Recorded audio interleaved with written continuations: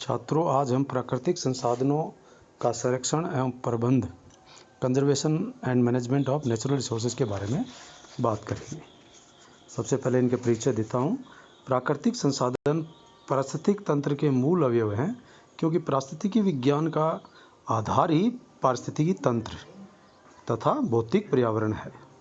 आज प्राकृतिक संसाधनों का अंधाधुंध उपयोग हो रहा है, जिससे उनके पृथ्वी पर समाप्त होने का खतरा पैदा हो सकता है।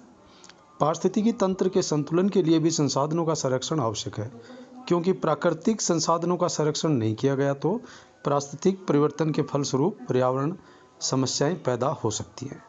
इस सदी के उत्तरार्ध में जितना भौतिक विकास हुआ है, उतना ही प्राकृतिक संसाधनों का ह्रास भी हुआ है, यानी कि उनका खात्मा भी हुआ है। ऊर्जा खपत तो इतनी तेजी से बढ़ी है कि सारे परंपरागत ऊर्जा स्रोत समाप्ति की ओर हैं। उनसे बड़ा प्रदूषण फैल रहा है। पूरे विश्व भर के 2/3 जंगल का सफाया मानव उपयोग हेतु हो गया है। इन कई वन्य प्राणियों की प्रजातियां नष्ट हो गई हैं। पृथ्वी के भूमि क्षेत्र से 2 अरब हेक्टेयर क्षेत्र से मिट्टी की उपजाऊ ऊपरी परत नष्ट हो गई है। पृथ्वी के गर्भ से प्रति वर्ष लगभग 10 अरब टन विभिन्न खनिज पदार्थ, अयस्क ईंधन पदार्थ आदि खोदकर निकाले जाते हैं एवं 5 करोड़ टन से अधिक संश्लिष्ट पदार्थ पैदा किए जाते हैं। इन सब से पृथ्वी के प्राकृतिक संसाधनों का दोहन होने के बजाय शोषण हो रहा है, जो पर्यावरण संकट की ओर अग्रसित कर रहा है। यह सब मानवकृत कार्य हैं। वह अपने लाभ व मनोरंजन के लिए प्रकृति से छेड़छाड़ कर रहा है। पारिस्थितिकी विज्ञान के ज्ञान और सिद्धांतों का मानव कल्याण में उपयोग को अप्लाइड इकोलॉजी कहा जाता है, अनुप्रयुक्त पारिस्थितिकी, जिसकी जिस शाखा के अंतर्गत प्राकृतिक संसाधनों के संरक्षण व प्रबंध का अध्ययन किया जाता है, वह संरक्षण पारिस्थितिकी यानी कि कंजर्वेशन इकोलॉजी कहलाती है। संरक्षण शब्द अंग्रेजी शब्द कंजर्वेशन का हिंदी रूपांतरण है। जैसे आप सभी जानते हैं, कंजर्वेशन लैटिन भाषा के कन यानी कि टुगेदर अर्थात साथ तथा सर्विस यानी कि गार्ड अर्थात सुरक्षा या रक्षा शब्दों से मिलकर बना। इसका अर्थ संरक्षण या सुरक्षा प्रदान करने से है। संरक्षण का मौलिक तात्पर्य प्रकृति के अनुरूप चलने से है। पृथ्वी पर उपलब्ध जैविक तथा भौतिक संसाधनों के उपयोग की एक ऐसी व्यवस्था करना है जिससे उनकी उपलब्धता निरंतर बनी रहे तथा पारिस्थितिकी तंत्र में कोई भी असंतुलन स्थिति न बने, संरक्षण कही जाती है। प्रकृति के सभी संसाधनों का मानव द्वारा उपयोग बढ़ रहा है। मानव इन संसाधनों को अपने उपयोग के लिए कई तरह से परिवर्तित कर लेता है। पृथ्वी के इन प्राकृतिक स्रोतों का मनुष्य द्वारा सांस्कृतिक रूपांतरण मानव पर्यावरण कहा जा सकता है। इस सांस्कृतिक रूपांतरण का अर्थ प्राकृतिक स्रोतों में मनुष्य उपयोग हेतु किए गए प्रक्रमों, परिवर्तनों या प्रबंधों से है। आज पृथ्वी पर उपलब्ध सभी पदार्थ मानवता के लिए महत्व के हैं। परिणाम स्वरूप प्राकृतिक संसाधन माने जाते हैं।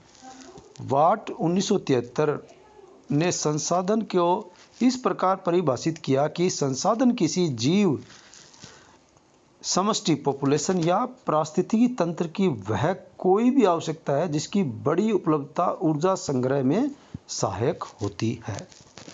वर्तमान में प्राकृतिक संसाधनों का विभिन्न कार्य पूर्ति में अधिक महत्व है।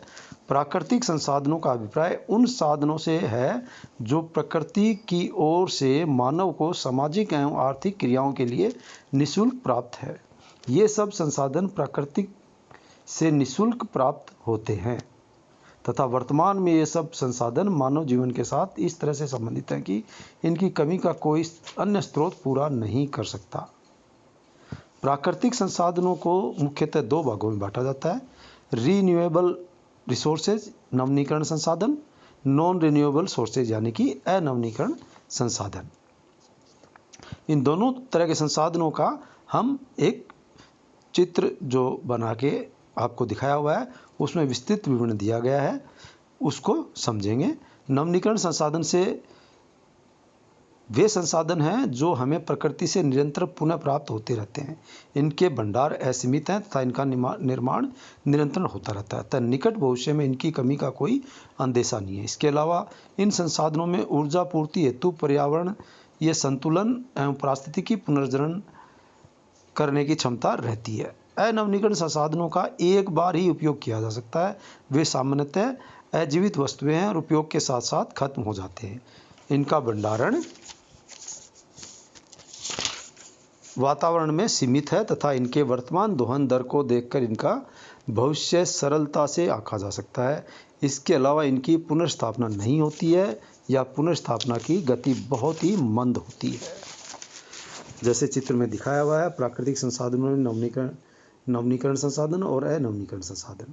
नवीनीकरण संसाधन में वर्षा जल से वायु और इनसे जीवन हेतु अति आवश्यक जो चीज़ें मिलती हैं, जैसे वर्षा से जल और जल से घरेलू उपयोग और सिंचाई हेतु औद्योगिक उपयोग हेतु करते हैं। फिर शक्ति इनसे मिलती है, ज्वार भाटे की शक्ति, सौर ऊर्जा की शक्ति। जैविक संसाधन वन मत्स्य जीव इनसे, तो सौर ऊर्जा से जीवन हेतु उपयोगी तापीय प्रभाव जैव पदार्थ के उत्पादक है और सौर ऊर्जा से विद्युत उत्पादन कर सकते हैं। ज्वार भाटा की शक्ति से भी विद्युत उत्पादन कर सकते हैं। साथ में जैसे जैव संसाधन है उनसे वन और मत्स्य जीव है, इनसे खाद्य सामग्री प्राप्त होती है, ऊर्जा उत्पादन भी कर सकते हैं। विभिन्न क्षेत्र में आप इनको काम में लेते हैं, घरेलू उपयोग से भी। और घरेलू उपयोग में जैसे ये कह रहे हैं कि बाकी जो ऊर्जा का आता है, ऊर्जा की पूर्ति, और वो है कृषि क्षेत्र में लेते हैं, यातायात में और औद्योगिक क्षेत्र में। अनवीनीकरण संसाधन है जैसे प्राकृतिक गैस, पेट्रोलियम पदार्थ, कोयला, खनिज से आर्थिक कार्यक्रम में काम में लेते हैं और आवश्यक तत्वों में काम में लेते हैं। और पेट्रोलियम, इनसे कोयला, पेट्रोलियम और गैस, इनसे ऊर्जा बनती है जो कि अपन लास्ट में जाके घरेलू, कृषि क्षेत्र, यातायात और औद्योगिक क्षेत्र में काम में लेते हैं। धन्यवाद।